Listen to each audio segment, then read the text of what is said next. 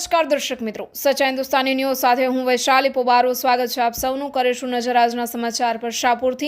શાપુર ગામ નજીક પરી ફાર્મવાડીમાંથી પ્રોહિબિશનના 2 ગુનામાં નાસ્તા ફરતા આરોપી સાથે જુગાર રમતા 5 મહિલા અને 14 પુરુષો ઝડપાયા. રોકડ ₹1,0830 તથા અન્ય મુદ્દામાલ સાથે સહિત કુલ ₹3,81,830નો મુદ્દામાલ સાથે જુગાર રમતા ઝડપી પાડતી જૂનાગઢ ક્રાઇમ બ્રાન્ચ જોવા મળી. વંથલીના શાપુર રોડ પર ફાર્મ હાઉસમાં ચાલતા જુગારધામ પર ક્રાઇમ બ્રાન્ચનો દરોડો.